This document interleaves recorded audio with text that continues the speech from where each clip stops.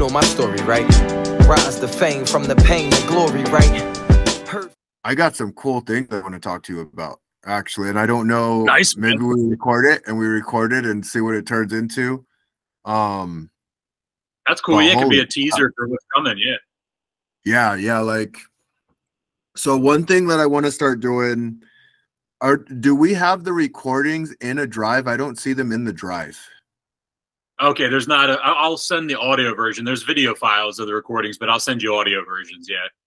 Okay. Yeah, I'm not. So the whole video, you have that? Yeah. If not, I'll put it in there. Okay, I'll check and double check them. Okay. Yeah. So this is what I was thinking. I want to start doing videos and putting them on my Inner Warrior community. And I want to start intentionally getting people on the podcast, and that way it's adding value to that community as well as they're going through the process. But I ended up meeting a guy, his name's Amos, and he does ETV.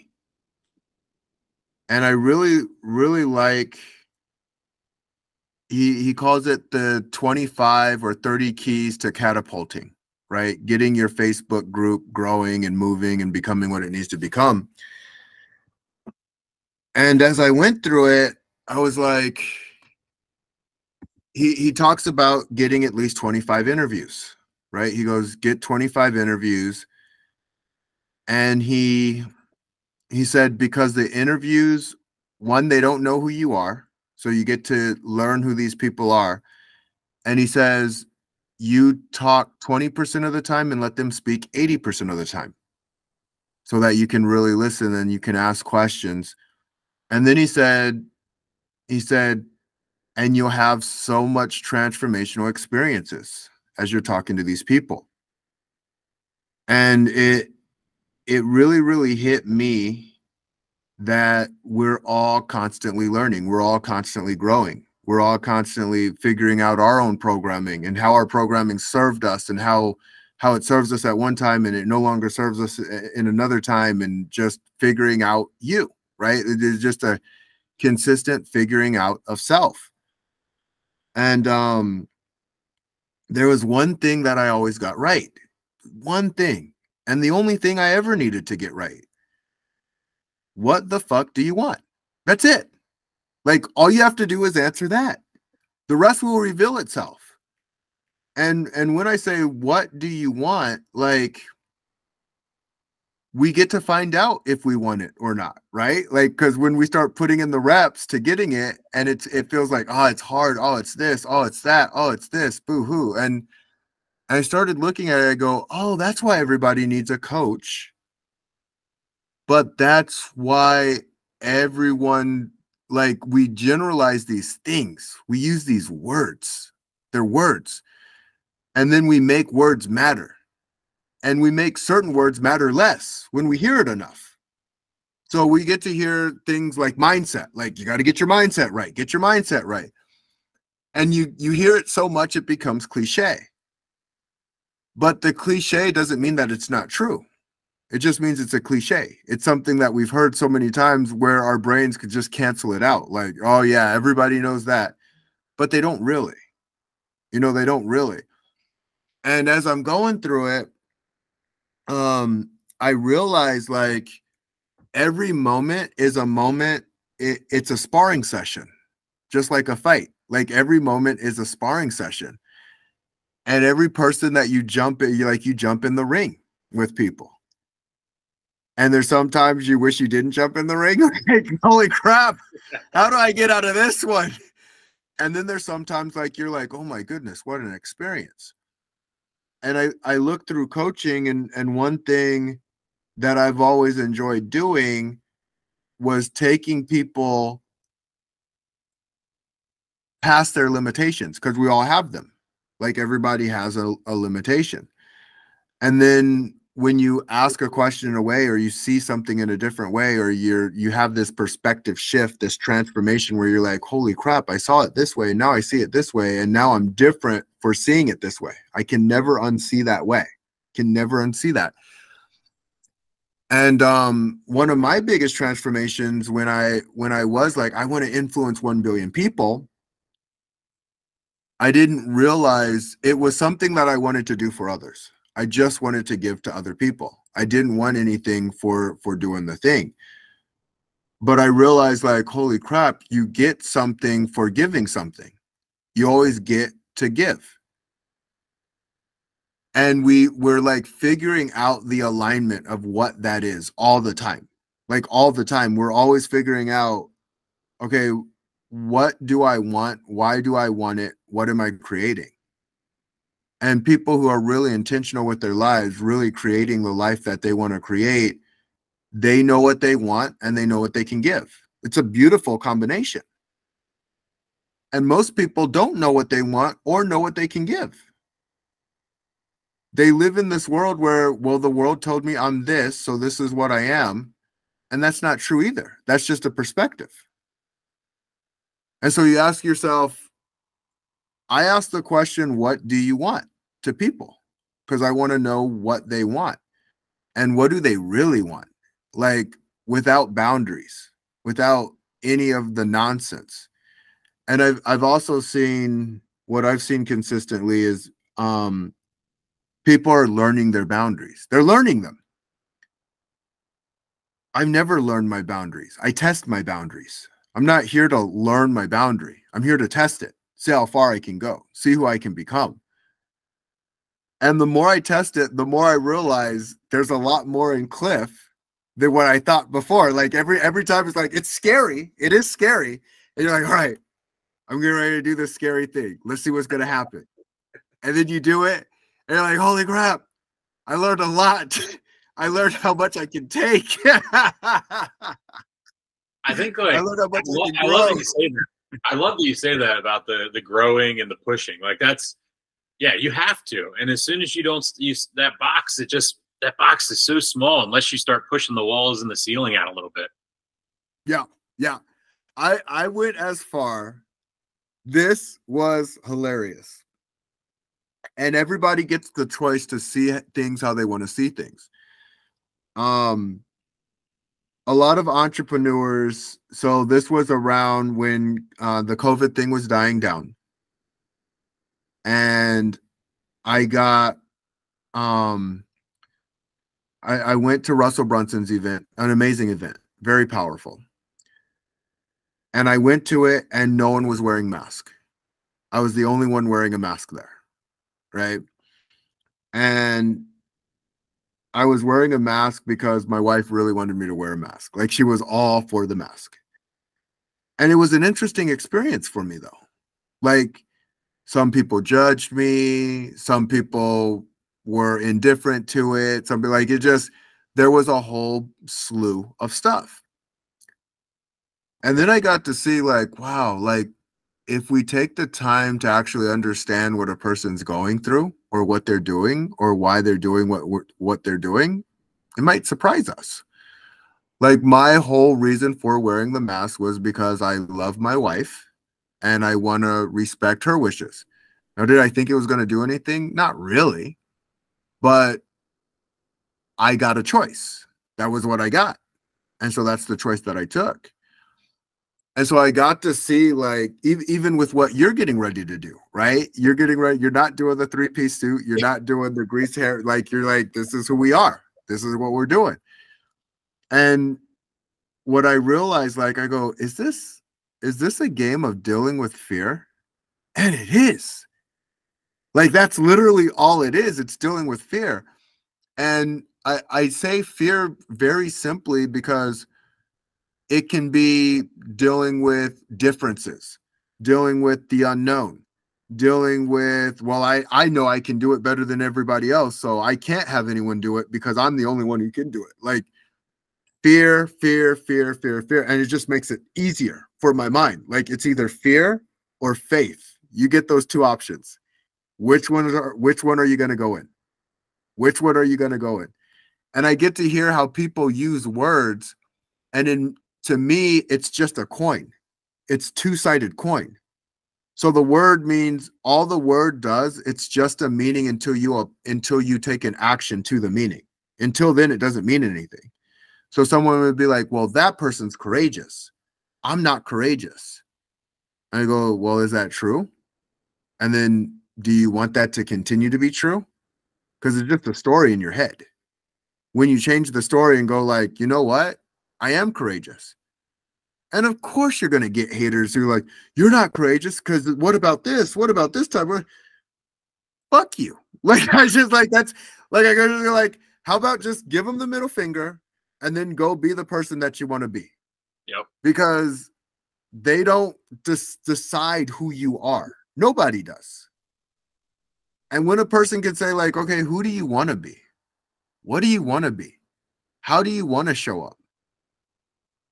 I go, wow, it's literally, that's what we're doing. We're teaching people how to be that, how to really show up in the way that they want to show up. Even if you're dealing with a high powered, super intellectual, just better than everybody else, they want to be a part of the herd too. I go, wait a minute. We all want to be a part of the herd. We all want to be a part of the crew. We all want to be on the inside.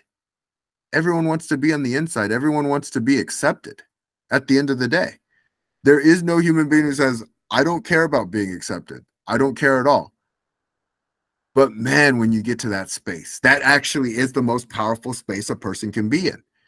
Because when they let go of having to be accepted, they feel accepted. And in feeling accepted, they actually do right by themselves and the community. It's really a cool place to be. And they end up inspiring the others, which sometimes those people, not every time, but obviously sometimes those people that we think are powerful and infallible are really just very fragile beings. Yeah. Yeah. It's like so nice. Like even with my journey, I'm just a thing, right? Like at the end of the day. And I can say I fought in the UFC. I'm a Hall of Famer. I'm the most amazing thing. And I can also say, and in 50 years, my kid's going to be wiping my ass too. Like I get the option to say that. And so it's like, ultimately, it's just how I think about the thing. It's not the thing itself. It's how I think about the thing.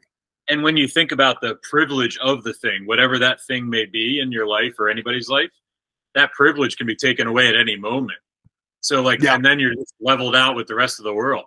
And so it's one of those things where like, when you can appreciate and respect that nothing is forever and everything's temporary, then you can really be present too. Yeah, 100%. And like, I go, wow. Like in my head, I'm thinking we get to bring in entrepreneurs who are either, and I don't want anyone to get offended by this, but there's levels to this game, right? And you want to bring in people at your level, or you're going up a level because you're constantly always growing. And then I go like, wow, you know what? People are ready to be offended. They're ready to be offended. And we got to be careful with our words. And there's a part of me that says, I don't want to be careful with my words. I don't want to be. Like, I want to say what I feel like saying, and you get the choice. They're my belief systems for sure. So you get the choice to agree with it, disagree with it, burn it up, say it's the worst thing ever, say, wow, this is absolute gold. I'm going to take this. You get a choice, but I want to stand for what I stand for because I stand for it. And I think it's actually healthy to say there's levels to this. I think it's healthy because it would be like, if the UFC said, we'll take any and everybody, whoever wants to be a fighter, you don't have to have fought ever a day in your life. You can just have the desire to do so.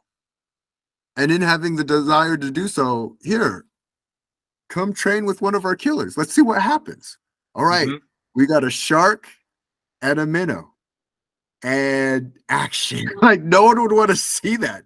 No one would want to see that bloodbath. Like, just like, what's going on with the matchmakers? Like, what are they doing?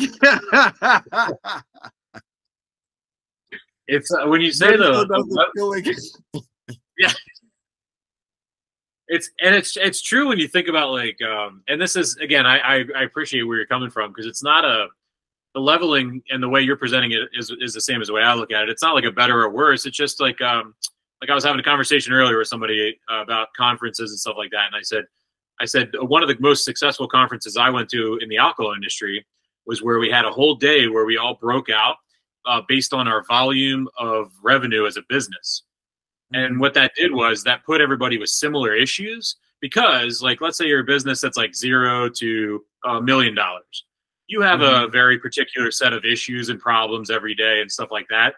The guy that's at the 5 million to 10 million, it's not better or worse. He's got a bag of issues as well, but they're just different issues. And then as you grow, it's not a better or worse. Actually, what you end up seeing too is like the higher you go, the more complicated and the more you lose yourself because of the time that it takes to run something like that.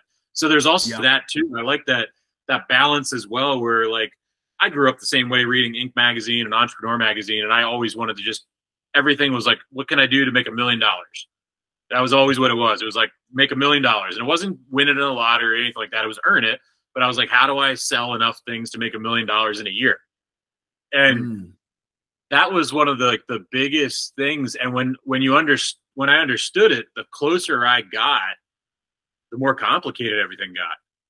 And then the more time it took. And it wasn't the time. What was funny was, it wasn't, the higher it got, the time wasn't on my skills or anything like that. It was all the ancillary things that are involved when you get to that volume and that scale. And what I learned was that I actually, on a personal level, I have a cap of where I want a business to be. And it's not above that, because I have this like extreme thing about my freedom of my personal life. And it's like, I want a business not to get, I want a big business. You know what I mean? I want to make money, be comfortable, all that stuff. But I don't want it so much that it runs me. Yeah. There was, I got a friend of mine. He's a $10 million business. And he was talking about an operating system. Like, he needs to get the operating system right. And then there's this piece, and maybe you can serve me with this, because I haven't become a $10 million business. I haven't either. So. There's just a piece where I go, wait a minute, the lesson is still the lesson, is still the lesson. The desire to execute and learn something new. Like, just execute. Because I'm listening to him talk, and I feel like he has all the pieces in order to get to what he needs to, which is just-in-time learning. And we're all going through just-in-time learning. Like, there's always going to be some just-in-time learning. You're about to find out who you are. It's like it's like new layers of going out of your comfort zone. And I even look at some of these billionaires and what they do and how they become what they became. And they are super, super strategic. Like, they have the plans in place to where they want to be and where they want to go. And I kind of look at, I got in the UFC, I had my time, I had my energy, I had all those pieces in place. And I had them in place because I thought about how I would keep them in place. Like, I'm always like, I'm adapting and changing and shifting in the way that I have to. But would people say I was obsessed with what I did? Yeah, absolutely. Like, they always like, but it's like, okay, well, what's the other thing you could be? Obsessed of do what you do. Like, I think of working like a 9 to 5. Like, if people really calculated how many hours they're really putting into one thing, why not be obsessed with it? Like, that's where my mind goes. It's like, all right, if you're going to put that much energy into a thing, why wouldn't you be obsessed with it? And they look crazy to me. Yeah. Like, that looks crazy to me, to be like, okay, why not do what you want to do all the time instead of doing what you think you have to do so you can go do the thing that you want to do? It never made sense to me. I think sometimes, and you had mentioned this a little bit ago in the beginning, it's like knowing the context of where somebody's coming from when they make that statement to you. And this counts for business. This counts for especially over the next few weeks with politics and everything like that, is knowing, trying to, let's say, not, you don't have to know, but at least trying to understand how somebody got that perspective can help you, whether you believe it in or not. It helps you with that human connection and that empathy. You know, I was just in a conversation yesterday about this exact thing, and it was about how I was talking about how after COVID, like for my life in the alcohol industry, bars, everything like that, packed bars, big parties, that was everything that we survived on and we thrived on. And that's not the case anymore. It's very challenging to like throw a concert now. It's very challenging to throw a mass gathering event because you know, you have to really hit the right demographic and the right products and the right theme to get people out of their house.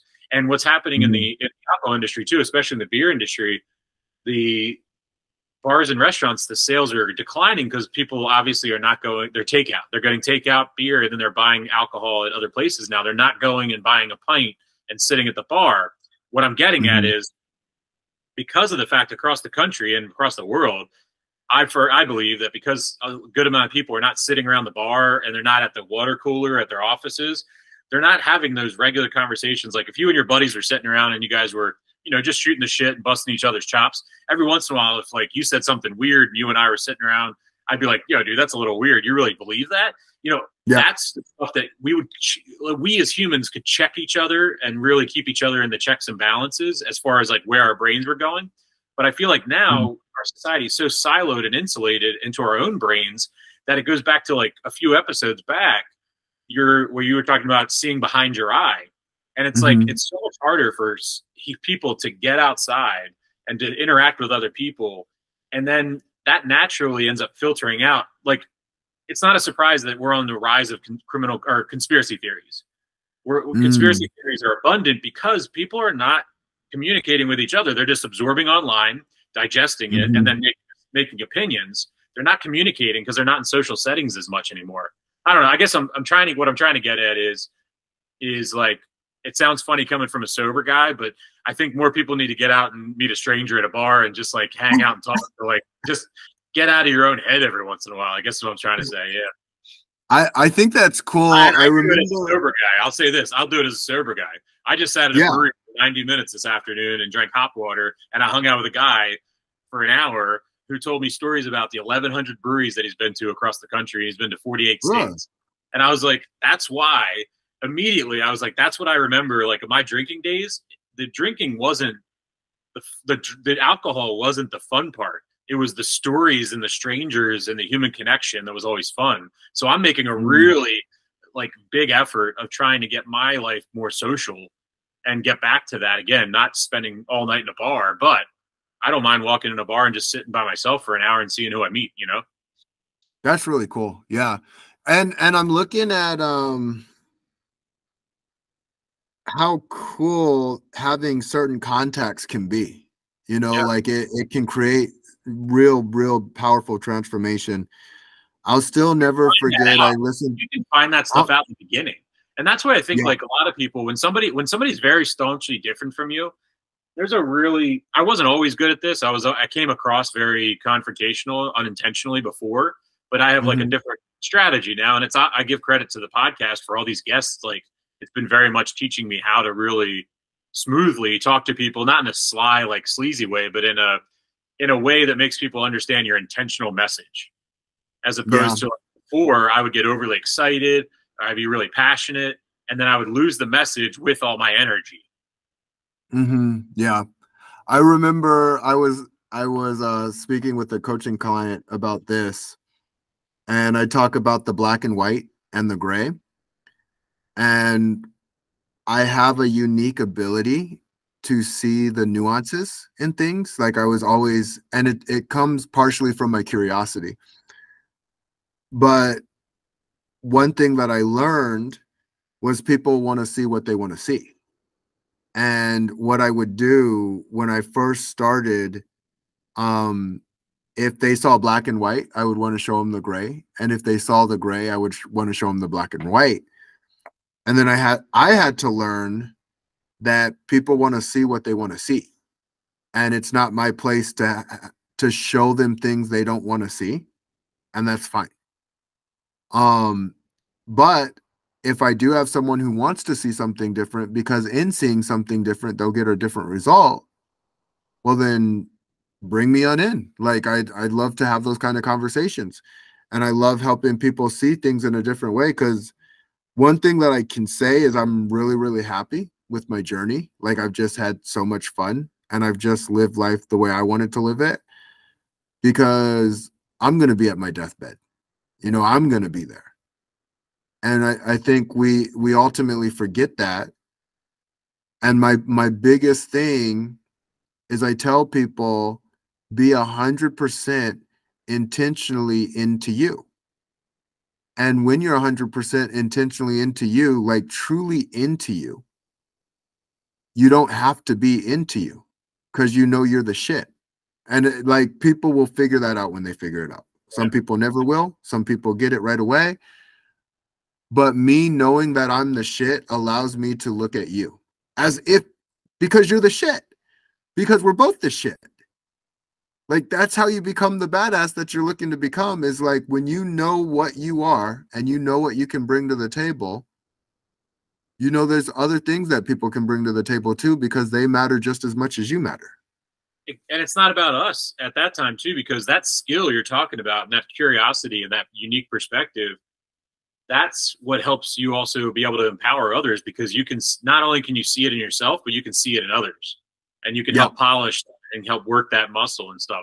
It's when you said about what people seeing what they see, it reminds me of there's a book called Neurogastronomy, and it's about how the brain and your sense of smell and any neuro. I have a buddy, Griggs, that's a doctor of neurology, so he's gonna have a field day when he hears me butcher this explanation. But it's something where when you smell things, like 90% of taste comes from smell.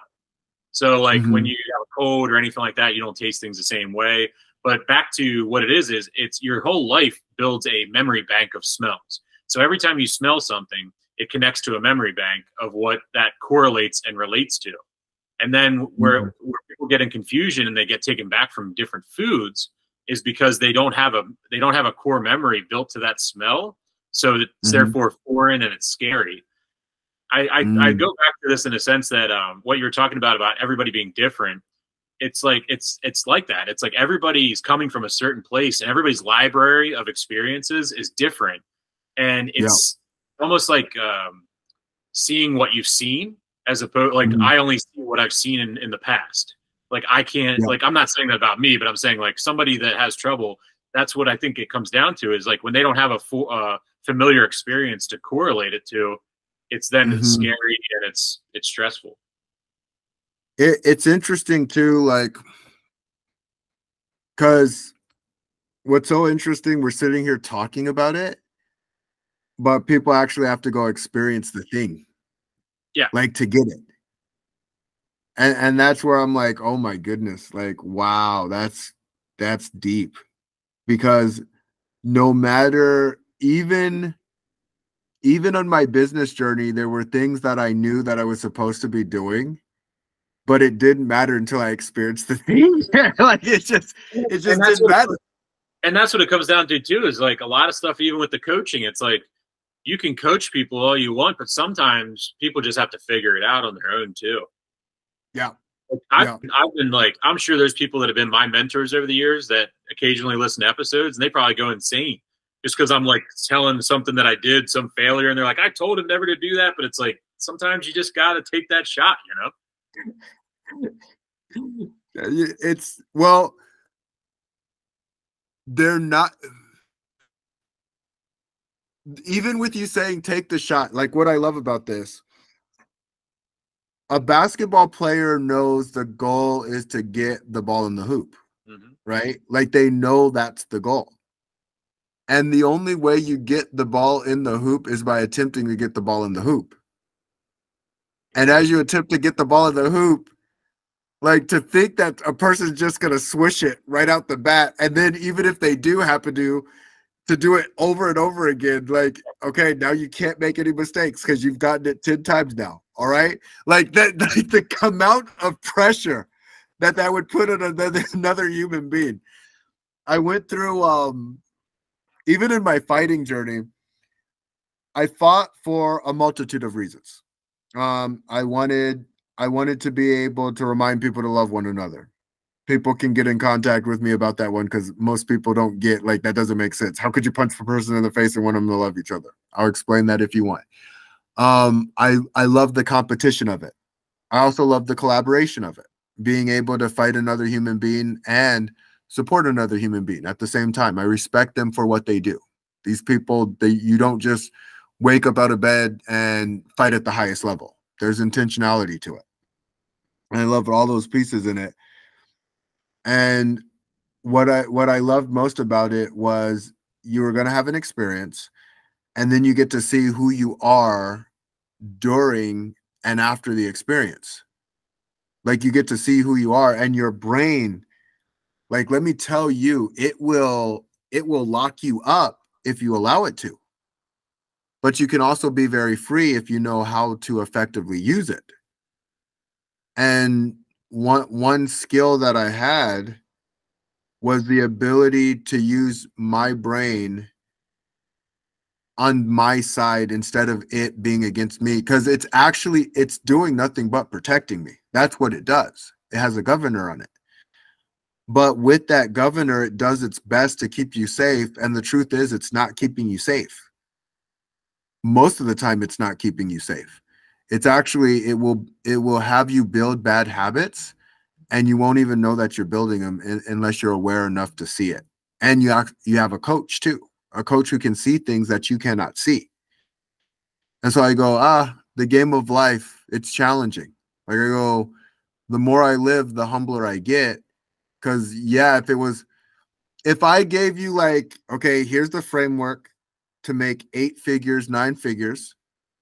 Here's how you get a 6-pack and longevity. You live forever. And here's how you build amazing relationships. And I just gave it all to you, like, all right, you got the frameworks. Go make it happen. If it was that easy. And again, it becomes easy. It becomes easy, but it becomes easy with patience. And breaking that barrier you're talking about. You got to get over that wall of discomfort every time. So when they take the shot, you get to see who you are as a coach, and they get to see who they are too. Because I personally, I kind of like attacking the coaching industry, because coaches make it about, like, you got to be the right person, and people who are making a lot of money are in a better place. And all these things are true. They're true. But they also depend as well. And we can create a new reality when we choose to say, you know what? I want something that's different for everybody. And I think we're constantly always creating a new reality. But I think it's important to challenge both the consumer, but also challenge the creator as well. I think both are really important to do, because it stretches you to be more, to become more. You know, mine is about being the best leader that you can be, when you're the best for yourself and for others. And the way you are the best for others is to listen to them. And yeah, their opinions are not always going to be nice. It's one of those things too, like when you're talking about taking advice, that I've learned lately, and this is not a dig at like personal friends or family or anything like that, but it's really, when over my life, I've followed a lot of advice paths from like friends and family and different things like that. And sometimes it's worked out, but sometimes it didn't. And the times it didn't, sometimes you kind of go back and you're like, and I've been reading a little bit more lately about this, is like trying to be very strategic about who you take advice from as well. And making sure, like, if you're not 100% on board with the way they're living their life, like, really not even entertaining any execution or implementation of anything that comes out. And that's a hard like thing to say. And it's a hard thing to grasp. But then from a very like molecular level, it makes sense, because of exactly like we're talking about. It's like, unless somebody also has failed at business, or made a big mistake, or lost their own money, or somebody else's money, or whatever else, they might not be the one that gives me advice on perseverance and all this other stuff, you know what I mean? Or whatever, you know? Yeah. But there's a million other ways that you can, you know, cut that pie up. But I think I think sometimes I don't know. I keep going back lately with a lot of conversations. Is like, to be really frank, I'm really nervous about the next few weeks and all kinds of stuff about the way people interact with each other. And I think that, like, I just wish that people could pause a little bit more. And I'm not coming from a high horse. I'm coming from a place that I used to be very judgmental. I was quick to judge people, and it was a defensive mood. You know what I mean? Or a defensive mode. Like, I was just being protective and defensive and whatever else. But now it's like, it's really tough. And I don't want to get into any divisive conversations or anything like that, but it's tough to, like, be a connector in today's world and in person with people sometimes. Yeah. I look at it, and I'm gonna say my mind is kind of effed up. I mean that in a positive way. Yeah. Because I see opportunities everywhere.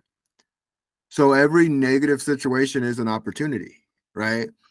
And I look at, like, are the tensions high? Yeah, 100%. Like, they're super high, right? And it excites me because it brings the fighter out in me. Like, all right, how are we gonna pull this one off? Like, I don't know.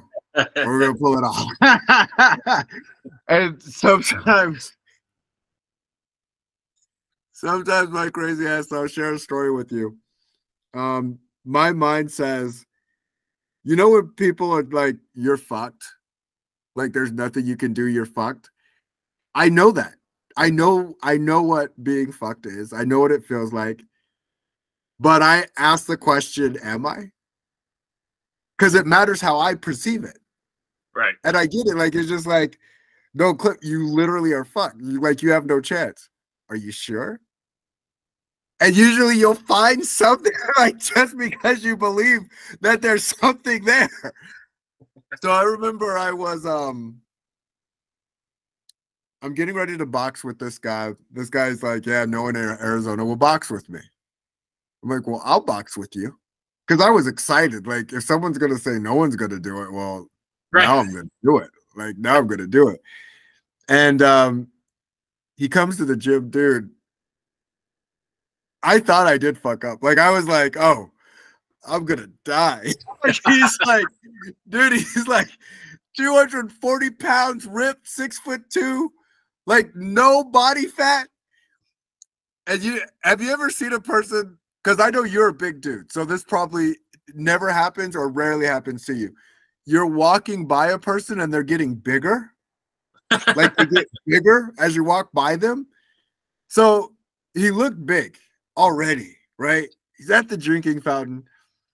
And I go walk next to him, and I realize just how small I am next to this guy. I'm like, oh my goodness, this guy's a monster.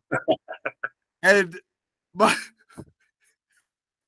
so we talk about the governor of the brain. My brain's like, don't you do this, you're gonna get killed. And in my, I'm like, today's a good day to die anyway. I'm like, today's a good day to die. Bring it. I don't give a fuck. So we get in, and to make things worse, he's a southpaw too. So, like, not only is he a giant, he's a southpaw. Fuck. Nate, I proceeded to beat the brakes off of this guy. I was too fast. I was way too fast. Nice. Yeah, he could. Now, I don't know if he would have killed me if he would have hit me. It looked like he would have, but it didn't matter. You were sticking around the Yeah, it didn't matter. I was way too fast for him. I'm like, holy shit, I'm beating this guy's ass. That's awesome. And what I saw is, okay, timing, and positioning are critical factors to everything. The reason I was in position to do that was because I had trained for so many years. I trained for several years to get to that space. Now, I would have never, if I had just started boxing or fighting, I wouldn't have taken that challenge. It just wouldn't have happened. Like, not strategically. It doesn't make sense to me to do. But I could have backed out whenever I backed out. I'm not a person who really backs out on things. My word's really important to me. And you start seeing, like, oh, this is who this person is. Like, that's who I am. So when I bite off more than I can chew, and I have, and I'm sure I will do it again because I just can't help myself. Like, we're gonna do this. I don't know how it's gonna turn out, but we're gonna do it. We're gonna find out how it's gonna turn out by doing it. And I go through the process and I go, wow, there's always way more than I can do than that I can't. For anybody. For anybody. Like, I kind of respect the fact that I was in a position to go with the guy who said other people in Arizona won't go with him. Like, that was kind of cool to me to say, holy crap, I got that opportunity. And not only did I get the opportunity, I passed the opportunity with flying colors. That was super cool. But that is the situation of life. Like, you get those opportunities all the time. And I challenge everybody to say, what's the opportunity that you want to go after? What's that crazy opportunity, that crazy thing where other people say, don't do this, it's not safe, this isn't smart? Compared to who? Right. To who? We always got to ask ourselves the question, because my coach actually believed in me more than I believed in myself, because I saw, like, he was telling me what to do. He's like, I want you to stick here, make sure you stay outside of his foot, because you can see that he's a star. Like, he was telling me what to do.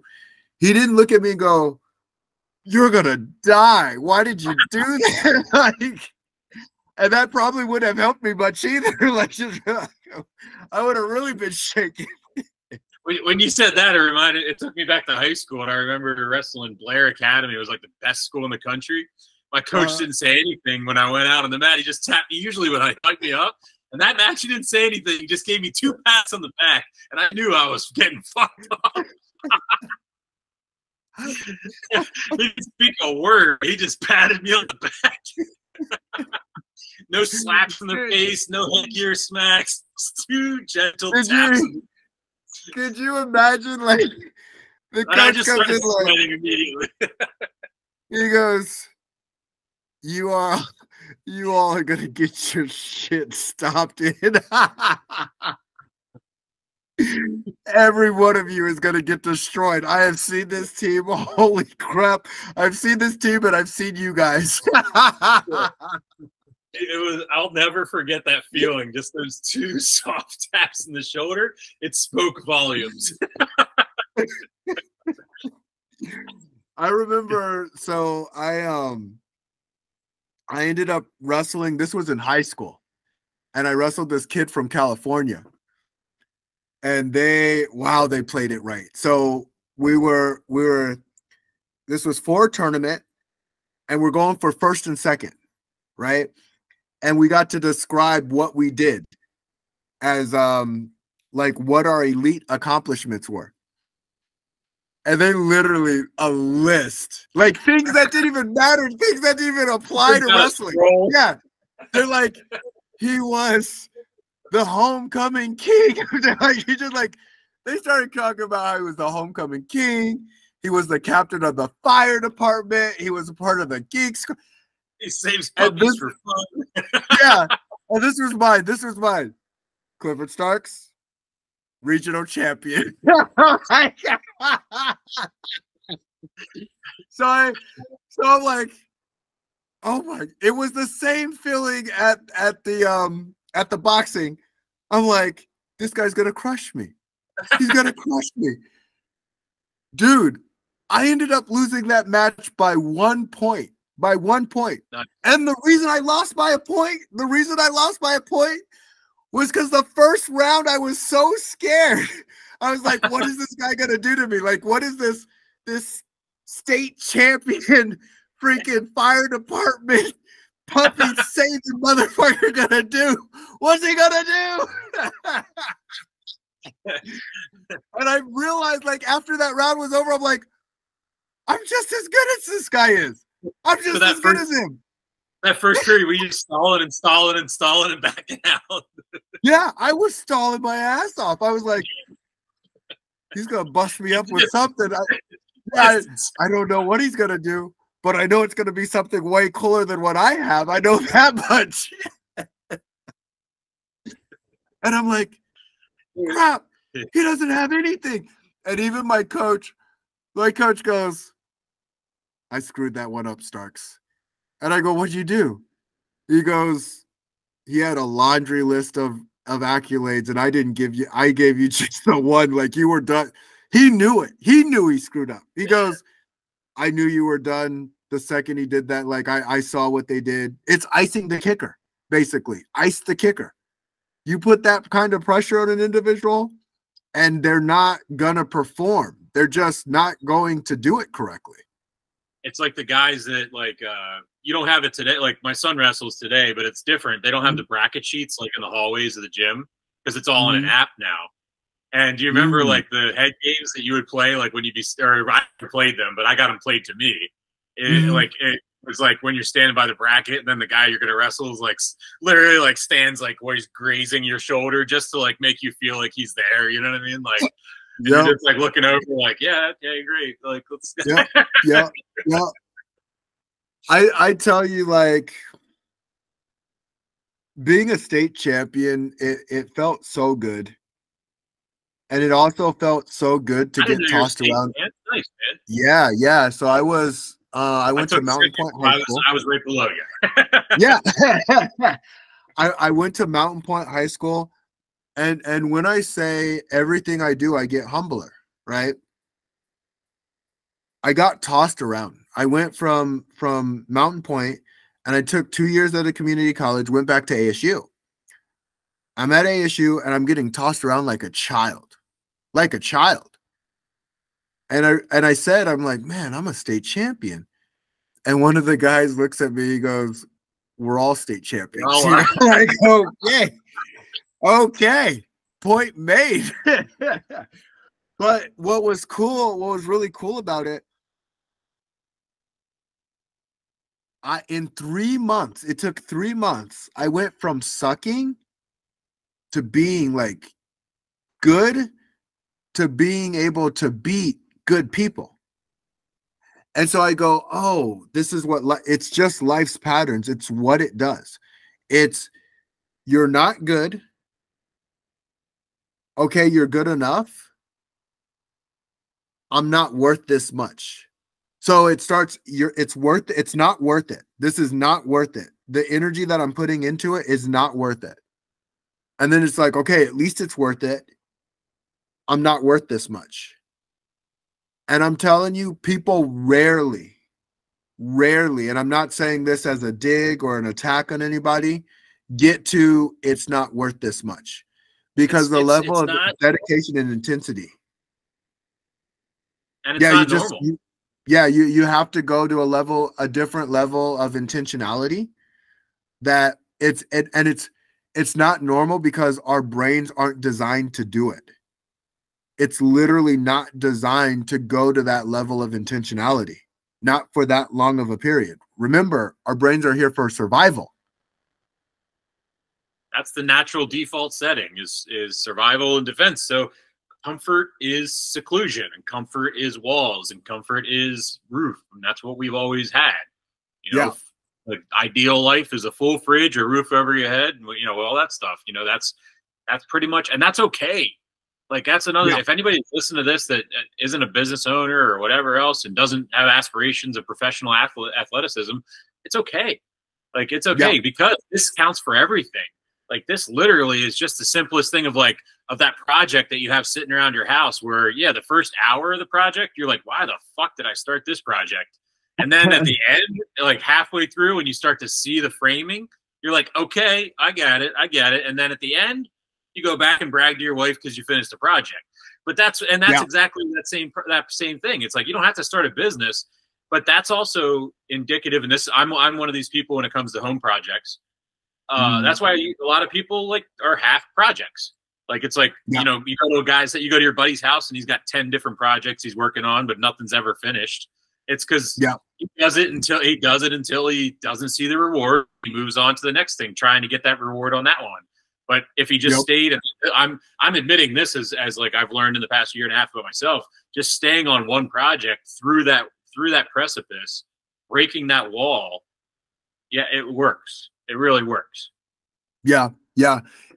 So the one thing too, because you say it's okay, and I think like everything's okay, and everything should be okay, and then you go into the aspect because I always ask ask people, because I go, oh, the level of our questions are so important. And so the one question I ask everybody, myself included, what do you want? And if a person wants more, they have to do something that they're not used to doing. It doesn't mean they have to do more per se. So I got gifted. My mom was a hospice nurse.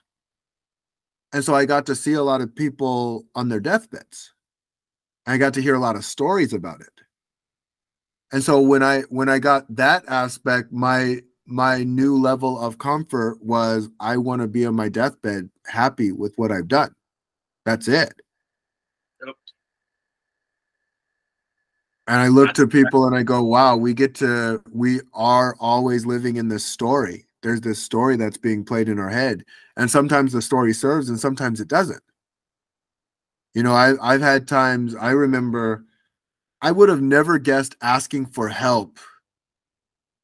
One, that it was a good thing. Like I never even thought of it as a good thing. We weren't raised that way. We were not raised that way. Two, to even be able to like, and that's the thing, the programming, I go, wow, this is crazy. Like when we hear the word negotiation, a negotiation might bring in some bad things for people. And it might bring in some really good things for people. But negotiation is actually a very healthy thing if you're going for the win-win. If you're going for the I win and you lose, like, well, yeah, that's sucky negotiation. That's not very cool. But if you both can win from the conversation, like even with what you're talking about, going around the bar, going around other people, having social dynamic and saying like, hey, did you hear about such and such? Did you hear about this? Did you hear about that? Yeah, and this is what I believe. Oh, this is what I believe. And actually leaving the conversation better than when you came into the conversation, you know, and I know we all can do that. I know we all can do that. And I think we need those reminders. That's all it is. We just need a reminder to say, I'll say there's certain entities that would want you to think differently than what is really shown in the world. And I just leave it at that. You're exactly right. And kind of like a little bit as we close out here too, it's like you took me to where like when I used to train sales reps, and you know, I would train them in hand selling, and they would have to go into bars, restaurants, breweries, all that stuff, and hand sell. It wasn't over the phone, it wasn't over email, and it's still the way a lot of alcohol is sold today. It's just a very hand sold product. But where I always told them was, I said, always have something to sell when you're going in there, but also always make a connection with someone in the building. And so that was like when you walk in the door. I'll give you an example. I was in a pitch last week, and so I walked in the door of a prospective client, and the second I walked in, there's a lady in a cleaning lady outfit, a cleaning housekeeping outfit, cleaning off the countertops. And I, being myself, walked in. Hey, my name's Nate. What's your name? Blah blah blah. Like, Lynn's her name, and we're talking and blah blah blah. The prospective client that I'm presenting to, I'm talking to her for like 15 minutes, dude. And I'm not rude. I'm talking to her genuinely because I genuinely wanted to talk to her, whatever else. We're just sitting there talking.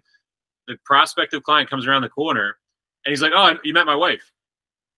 Yeah. And I think to myself in that moment, I'm like, I thought about how I trained those sales reps back in the day. And some of them I talk to on a weekly basis, and they all remind me that was one of the coolest things, because it's always served them to just be nice to everybody and talk to everybody. Because every sales rep walks in, does their pitch, walks out the door, or anybody, not just sales reps in general. You come in for what you want and you leave.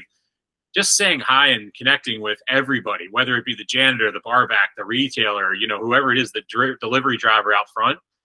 One, you never know one, from a genuine community aspect, what kind of day they're having. And anytime a stranger, for me personally, anytime a stranger says hi to me, it's nice. You know what I mean? So I in reverse always try to say hi to people. And what I'm trying to say too is, from a business standpoint, you never know when you're walking in that building. Like, you don't know sometimes, if you don't know visually who you're meeting. That could have been my prospective client there, and she was just wearing the apron and everything like that because she didn't want to get her work clothes dirty.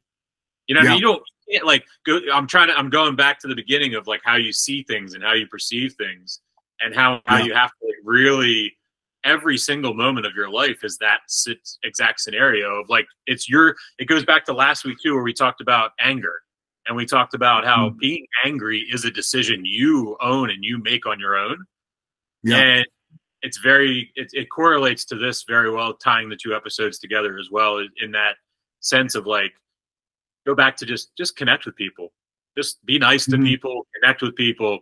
You never know what's going on in somebody's life, you know. And it's not, I'm not just saying in a way to benefit your business or to capitalize on something or anything like that. I'm saying to be a human being and to be a fucking contributing positive member of society is like, just be more like, look up from the phone more, make eye contact every once in a while. And obviously in the dark alley, you know, you don't want to do that, but hey, know your surroundings, you know, when you're emptying the trash at the dumpster, you probably don't want to talk to that guy that was hanging out there, but you know, whatever. Go say what's up to that guy in the hockey match. Yeah, the dude standing in the shadows, leave him alone. You don't really want to, he's not contributing anything to you. But the guy that's held the door for you, say thanks and hello.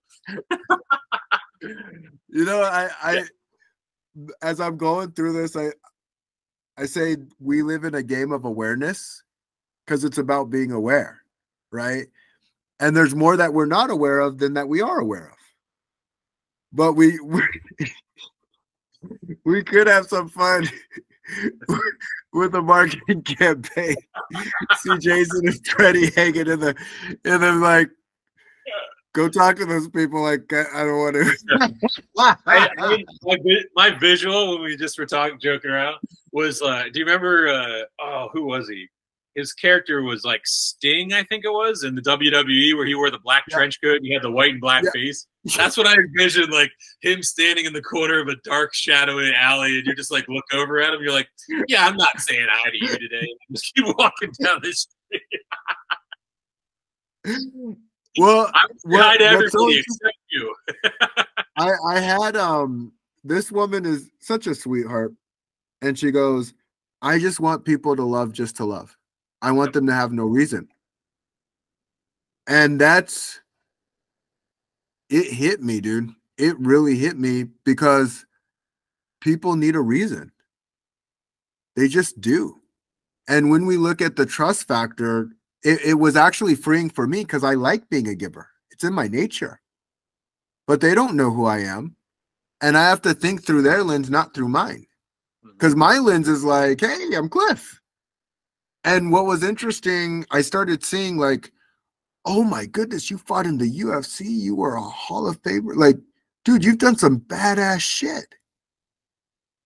And I go, wow, that is interesting. Like at one time, and the rap songs really start making sense. When you hear back then, they didn't know me. Now I'm hot. They all want me. And it's just like, oh my goodness. All these rap singers, they had a point. My favorite one of that is the don't call it a comeback because we never left. Yeah. I go, oh my goodness, we all need a reason. Even my reason to love people for no reason. My dad left when I was young. My mom remarried to another man. So now I love people for no reason, because I understand what it feels like to have someone who's supposed to be there not be there for you. But I also know what it feels like to have someone who didn't have to be there for you. But I go, oh, we all have reason. Yeah, it's really I'm glad you said that too, because that's a lot for me. Like I'm adopted from a closed adoption. So like my whole life I've never ever connected with anyone from my blood. So like when we had kids, that was my first time in my life ever having that understanding what that connection meant. And so my whole life, I contribute that to why I'm such a curious person and why I'm so open to meeting people. Cause like literally it's trial by fire, like my whole life. And, and I like, yeah, anyway. And I try to be empathetic too when I'm with people and they're like, dude, you are such an extrovert. How do you do? And then sometimes I just can't explain it. Like I can't explain how I can just walk into a room and make a friend. You know what I mean? Like it's just something that I do. And I think going back, you know, and this is through lots of therapy and stuff, like looking back, it's like you're born into, when you're adopted, you're born and you come to life into this family that no one is blood related to you. So you have to naturally understand and love in a different way. And I started noticing something real cool, and I know we're on time, but one thing that I noticed, Nate will handle things the way Nate handles them, and Cliff will handle things the way Cliff handles them. But our experiences still do something to us. Mm-hmm. And I was like, I go, oh my goodness, it's the experience. The experience is the thing that moves people to their next level of growth. Like, that's the experience they need for growth, for the fullest potential of growth. And our brains are really, really scared of any kind of experience that it doesn't even know. Like, it's really kind of interesting when you talk about it, because as a kid, you're like cheered on. Oh, my little Jimmy walked. Yeah. And then, like, you become an adult, you slip up like, oh wow, looks like Bill sucks today. Like, like what? You're like, oh crap, I'm not even gonna attempt anymore. Holy crap. I'm like, man, if we can just remember that the kid never goes away. That kid who wants to be supported, that wants to be cheered on, that wants to be appreciated for their attempts, because the attempts are going to lead to the result. It's a freeing place to be. Yeah, it is, man. It is. When we so in closing today, I want to every episode, I want you and I to have an open invite like we did last week. And I want to specifically say this to anybody that's listening or anybody that's friends of other people, that there's an open invite to anybody in athletics or anything like that that wants to come in and have a conversation, but not a conversation, you know, about athletics and toxic masculinity and all that stuff, but a conversation about human connection, and a conversation, like, there's tons of podcasts where everybody talks about sports and everything like that. That's great. And those are all great. I listen to them as well. But if anybody wants to come on and show the other side of athletics and show the other side of business and things like that, open invite, send a message to Clifford or myself, and tell your friends. If you have a friend that's an athlete and is a open-minded individual that would enjoy conversations like this, I think that more people need to come out, and not just men. I'm not just talking about men either. I actually have there's a female MMA fighter in Philadelphia that I'm working on trying to get her in for an episode. Yeah, I'll send you her link and stuff like that, and maybe you guys can connect as well, and maybe you guys talking ahead of time will help. Yeah, I like that. I like that. Yeah, business and sport, because what I've been saying is life is business and business is life. Yep. Sports is life and business is life and sport. So I love the combination. It is, man. Well, hey, I appreciate you taking the time today, man. This was awesome conversation as always. Yeah, man. Thank you, my brother. Really appreciate it. Yeah, I apprate you as always, and let's keep having some fun. Hey, we did. I will leave this with this. When we eventually get a sponsor, all right, I'm going to make this commitment on the air. Our first episode is going to be very humorous, because what it's going to be is our first episode is going to be me coming out to Arizona or you coming out to me, and then we have the episode while I'm trying to keep up with you in the gym. Okay, let's do it. I think it would be the funniest thing in the world is me just like getting ready to die, just sweating, like this, and just trying to get questions out and have a conversation. That'd be fun. We'll do it on the Stairmaster.